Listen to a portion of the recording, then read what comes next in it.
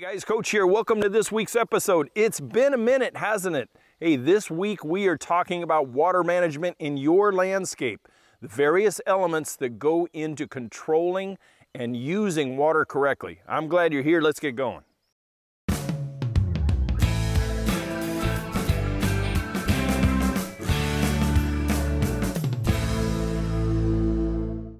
You know, in dealing with water management, there's a few elements and segments that we're going to cover here today. The very first one, before anything else, is we need to talk about grade and slope of your property. Do you have some, and can you use it to your advantage? This particular property at Brook and Pond, as you can see, I don't have too much problem with grade and slope, especially in the front. Now in the back, we have a little flat spot that we're going to have to address. But grade and slope is critical when it comes to doing drainage naturally. Even if you don't have some of the other elements that I'm going to show you here today, grade and slope will protect your dwellings and be able to shed water in a direction that doesn't end up having any ponding or pooling or runoff right at your foundations and your other critical parts of your structures. Grade and slope is one of those things where you want to have at least 1% away from the dwelling. 2% is ideal, and as you can see here at Brook and Pond, we start to get up to 10, 12, even 15% on the steep driveway. So when you are considering doing a build out in the country or building your own home or having somebody build it, when the site work is done, make sure that your architect has specified grade and slope to the advantage of your dwelling. If not, you might want to consider somebody else. But in this case, it is paramount.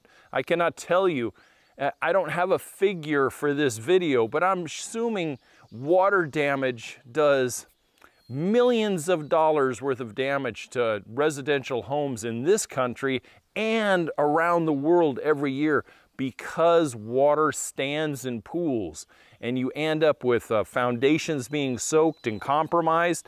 You end up with seeping into structures, which results in mold problems and algae problems and flooded basements. So remember grade and slope.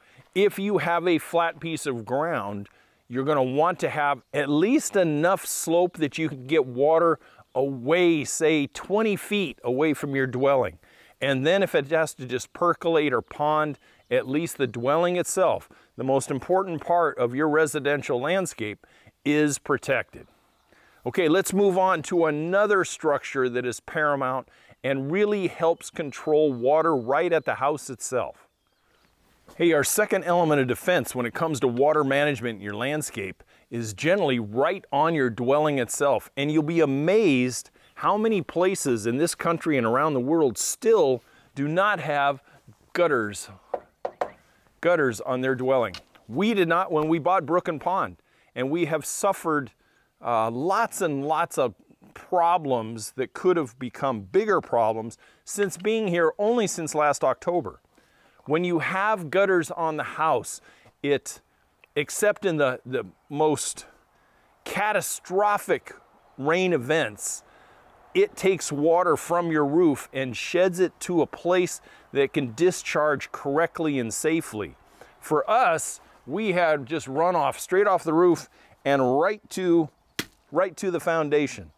And although this ground does percolate fairly well, this would pond up during the rain events, and in the winter, as we had a snow load on the roof, it would drip down in here and then freeze, and it would grow. The ice would literally grow right here and make it very, very hard to navigate and walk around, clear snow off and stuff, because the snow load and the icicles that would hang all the way down here were not controlled. So gutters, just the standard 5-inch gutters like what we just invested in a couple of weeks ago, is paramount to getting water off your roof safely and then directing it to a place where it can discharge to another system that I'm going to show you next. So if you don't have them, consider investing in them, and they will handle 95% of all water events. except for ones that kind of look like this. Those you just can't help. They're gonna jump over the gutter and there's gonna be a problem, and you're gonna have flooding and ponding and things when you have events like that. So for 95% of the time, gutters are a great way to manage the water. And if you don't have gutters or choose not to, at least invest in some type of water management system at ground level and below, which is what I'm going to show you next. So join me. So your third line of defense, after grade and slope, after gutter installation, now we're talking at ground level and below. And that's your drainage system. The system that you're going to install that's going to transport water away from your house, probably away from most of your property, and safely discharge it at a place where it's not going to cause any damage for your property, and especially not for anybody else's property. A lot of people out there that love to run drainage systems right to the fence line and flood out a neighbor's yard. I have seen that. But in this particular case, you can see we have done a trial run as far as our discharge connections from our downspouts to our 4-inch corrugated to our main perforated pipe. And the perforated is going to be the main line along the back of the house here, because this is where snow thaw and melt collect a lot. We had ponding water here during thaw and mud season that we're going to have to control. And you'll see that in a future video not too far down the road. After the rain event we had yesterday, we got about a little less than ½ an inch. It's kind of muddy again, so I can't put a trencher to it right now, but this week we will be. Depending on how big a dwelling you have and how big of yard you have will kind of determine how big of system you need. Now, where I bought this material from, box store not too far from here, they only had 4-inch. Usually 3-inch corrugated is enough for the average residential yard and roof line and gutter system. We don't have a big home. We have about a 600 square foot garage and about an 1,150 square foot home. So it doesn't shed a lot of water. And because of the grade and slope, it gets rid of it fairly well, except in this area. So the 4-inch corrugated is more than enough to transport the water away. And during raining yesterday, we actually saw the grade and slope works naturally here. I'm not going to have to put this very far into the ground in order to gain any fall or any flow to its termination point. So grade and slope, gutters, and then an underground water management system that'll transport water away and keep you high and dry and make your landscape usable very soon after rain events. The investment is nominal. It does cost. Everything that we bought here ran us about 600 bucks.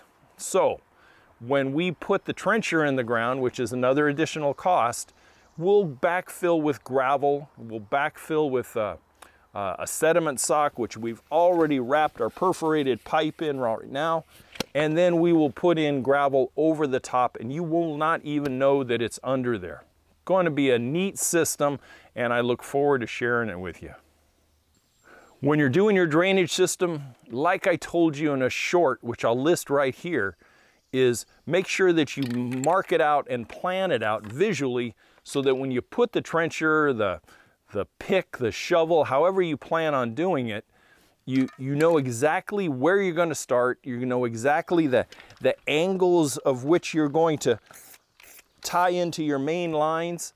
And by the way, so many professionals I see on YouTube and other places are still using marking paint and bending way over and doing this. You might want to think investing in a little marking paint wand. It is a game changer as far as being able to stand upright, see the whole area, and not have to mark out stooped over at ground level where you don't get as good a marking. Try investing in one of those. They're not very much and they last forever. This one here, probably 25 years old and still works as good as the day I got it. You can find a link in the description below if you're interested in using one for yourself. Okay, let's move on to natural water features and the responsibility homeowners have if you have one of those on your property. So if you happen to have a natural water feature on your property that runs through or next to, you're really blessed with the sounds and the sights of having such a feature. Here at Brook and Pond, we have a couple of small brooks and the pond that you see behind us. During a normal spring, summer, fall, we have a wonderful ambiance that comes from these features. However, you also have to be able to maintain and realize that you're not always in full control of these features. Maybe natural springs, that kind of thing, those are easily contained and routed and used, etc. But when you have little streams like here at the outlet of the dam for the pond, this has shown itself on a couple of occasions since we've been here. It has shown itself that it could be a raging torrent, almost to the unnerving level. And then this one, being the smaller one, runs into the main brook down near the driveway, and that was scary at a couple of occasions. And why do I say the responsibility and the curse all in one sentence? It's because you have to maintain them, you have to learn about them, and you have to predict what might be the worst case scenario that you could face and kind of build and maintain the structure so that when one of those events come, damage is minimal or thoroughly controlled and it doesn't threaten any other part of your property, someone else's property, or something downstream. So what we've done here at Brook and Pond, we've started a restoration process by trimming, cleaning, and then implementing things that I have learned as far as check dams, riprap installation, and stabilization of eroded banks so that if those rain events come again, the damage and everything will be minimal. Now, I am by no means a creek restoration expert. I am not a forest hydrologist at all. All I am is a guy who's learning, just like you guys, on how to maintain and manage these things. When we took over this place was really kind of overgrown. And it's taken us 7 months now, 7 months to kind of wrangle it back away from Mother Nature a little bit without destroying Mother Nature's beauty at the same time. And it has taken a little bit of a steep learning curve to get my head around it. A lot of forest clearing, clearing of down timber, placing timbers into the water features, and being able to understand the way the water is going to work for us and work against us and prevent the problem of the latter while we enjoy the former. So let's take a look at some of the things that we've done for natural water feature, water management, and maybe you'll pick something up if this is applicable to you. You know, I've really been reading up on pond management and natural water management if it happens to be on your property. And here at the dam outlet, which I've kind of thrown some stabilization effects at it in the form of wood, in the form of manageable sized boulders, some gravels, and I still have a ways to go, especially here at the dam outlet. This, as you can see in the foreground, you can see a hillside here, the dam here, and a very wide section of floodplain, which we have seen full last October during a rain event. So this beautiful babbling brook really took on a whole menacing type of personality for about 12 hours not too long ago. So now I need to come in and bring in some larger timbers and be able to slow the velocity of the water down, slow the flow, and keep a serpentine type of creek bed open for water should we have another event like that. We want to slow it down and really mitigate the erosion and other things, or we're going to end up carving into the hillside of the dam and losing the dam eventually. Let's go down to the main brook and I'll show you some of the things that I've done there as well. Hey, another good reason to make sure you manage the runoff and manage the water on your property is the maintenance of a driveway. This place here, now I'm robbing Peter to pay Paul until the fall when we're going to import a lot more gravel and recoat and recompact this main driveway because it has been neglected. And I have pulled from the sides and filled in areas that have eroded away from runoff from rain and snowmelt events. So by discharging water safely away from this area, it doesn't cause the washing effect in the driveway, which eventually is just going to erode down to the natural soil stratas below. So protect the investment that you spent so much money on and still spending money on every single month.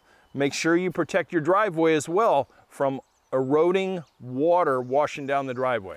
So down here at the main brook, right at the culvert near the road, this little babbling baby right here is one of the main reasons we bought this property. I always wanted a piece of property that had a running stream on it, and my dream finally came true. But take a look at this picture here. This beautiful babbling brook, which we can hear all the way up to the house, looked like this last fall. And based on people that we have met and who have worked on this property before, the driveway you see behind me has been overrun with torrential floodwaters and has literally taken this driveway out in the past. So we have started to do some mitigation efforts, starting with a couple days ago, all this riprap rock that we found at a neighbor's house not too far from here, and we went and picked up a truckload. This particular wall, this toe wall on this creek, was just down to dirt. Absolute dirt and roots from the trees that are behind it. So we got a truckload, a pickup load of rock, brought it over here, and Maestro and I, hand by hand, carefully stacked this riprap wall in, and I even gave it a little bit of a step down effect with some of the boulders that we got. Now this toe wall, I'm going to fill in with a little more soils and gravels. I'm going to introduce some of the natural fauna that's on the stream bank here into this, and hopefully we don't have a torrential event that's going to cause this to get wiped out again. We've also done some other efforts upstream because the stream has this really long, straight path in one particular part of it, which you'll see here in a second. And the water really accelerates coming down there. So I've learned by putting natural wood elements back into the stream that you can slow the water and slow the flow down. So let's take a look at that.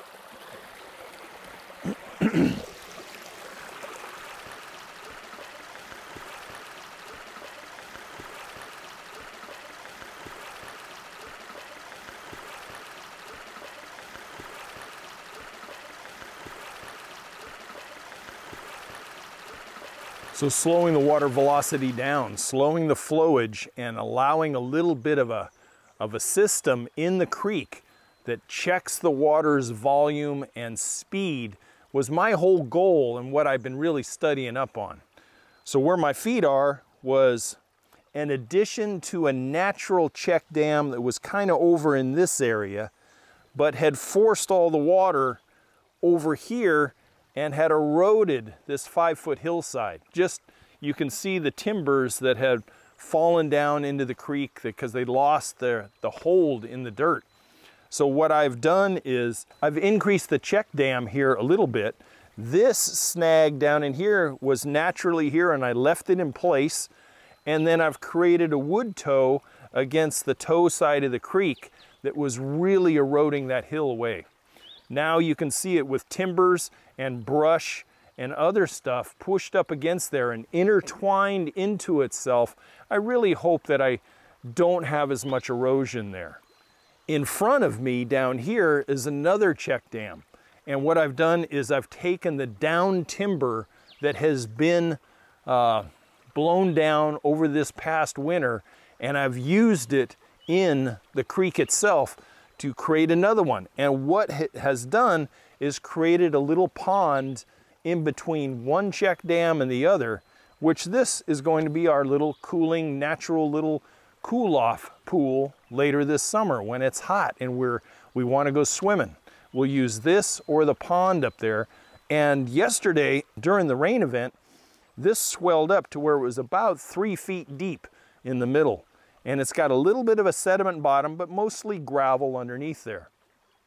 My further efforts are going to be to introduce more timber between here and the riprap wall down at the driveway to slow this down and allow it to be much more natural, and then reintroduce the native brook trout that are native to this area. And hopefully there'll be enough food source and other things that they could stay here year round and winter over in some of the deeper pools, and then we'll naturalize this creek again, which has been, shall we say, neglected over the past couple of owners. But to have a place like this as part of your property is really a blessing. But with that blessing comes a big responsibility, and you don't want it to get away from you. You want to maintain it just like you want to maintain your lawn or your roof or anything else. Although I probably won't use all of this brush that you see before me. I'm going to pare it down a little bit. This actually, to me, from a landscaping perspective, kind of looks unsightly. But from a natural water management perspective, this is critical not to have flooding and erosion and an out of control stream. Now what I'm going to do is I'm going to leave some of this, and then I'm going to concentrate my efforts further up to just tidy up and make it look a little nicer up here. And then that'll be just about all I do. Really had an eye-opening aha moment this past week as far as what really works. And I cannot bring my ornamental landscape mentality, that OCD, keep everything perfect type of look when it comes to a natural water management system. I really can't. I have to think about what Mother Nature does naturally and replicate that as much as I can. Now, lastly, let's leave you with the next segment, which is all about man-made water and how you use it correctly. Yeah, I don't know how you guys feel, but as a homeowner, but how you get galvanized and bonded to the home that you own. And my taproot has really gone very, very deep already here at Brook and Pond. And I love going out and just walking in the woods. I love cleaning places up that are neglected, leaving some of the natural beauty that's here, and really enjoying the home that we've acquired. And if you can say that to yourself, you know you live exactly where you're supposed to live, and you're enjoying the property that you work so hard to maintain, keep, share, raise a family. Whatever you do it because you thoroughly enjoy where you live. I hope that is the situation to anyone who watches or listens to me on a weekly basis or whatever. I hope you're really galvanized to the property that you've paid so much money for and that you get so much enjoyment from every single day. You got to remember, there's a lot of people out in this world that aren't as fortunate as you and I to have a place that you call home. You have a place that you're proud to show off, to share with family and friends. And that is the case where we're at now. We traveled this whole continent for 4 years and saw many, many places and really considered a lot of different places as far as a base camp. But it didn't take but about 30 minutes when we drove in the driveway here to realize this is it. And that moment when you say, yep, this is it. You know that you've arrived home. And so you should enjoy it, and you should take care of it. You should learn about it and be the expert of your own castle. You really should. Hey, lastly, let me leave you with this, and I'll make it short. And that is the last water management responsibility that you have is the water you put to the landscape from the water you have on the property. Generally a well system, generally a city provided water, whatever you might have. Can you take that type of water and overdo it in a landscape? Create problems in the landscape because it's too much? Absolutely. The health and well-being of your landscape is directly related to you, nobody else. So learn about what the needs and the wants are for your landscape, the greenscape portion of it, the plants, the lawn, the trees. Know what you have on the property and know exactly what they need and how to apply water correctly. Gone are the days where just unlimited amount of water can be thrown on a landscape with no consequences whatsoever. You have to think conservation nowadays, and you have to think about what is the correct amount to keep my landscape at peak performance, peak enjoyment, without overdoing it and oversaturating my ground. You know, you don't want to water a lawn to the point where the next day you still can't get a mower on it because it's so saturated. So learn your soils, learn about the percolation rate that you have, and learn about what kind of soil you have. Learn about the plants that you actually have in the landscape currently or are planning to put there, and also learn about what the needs are as far as your turf requirements. Do you have a Bermuda grass lawn? Do you have a centipede grass, Bahia grass, bluegrass, fescue grass, Chewings fescue, whatever you have? Know what it takes in accordance to the soil that you have, and only use the amount of water that is necessary. Number one, if you got a monthly water bill, you know that you'll mitigate that cost every month because you're using only what is needed. There's so many places out in the western part of our country that have water police that actually get out there and go and hang tickets on people's front doors or warnings on people's front doors when they're overwatering and that runoff of your lawn, runoff down the driveway, or watering on the wrong day of the week. All of these are conservation efforts to save water for everybody, not just a single person. So remember, the water that you use out of the tap is just as important as what falls out of the sky, and you have to manage it correctly. Hey, I hope you got a little something out of it. Hey, don't forget to check the website. I'll catch you guys next week. Thanks for tuning in. As always, to your landscape success.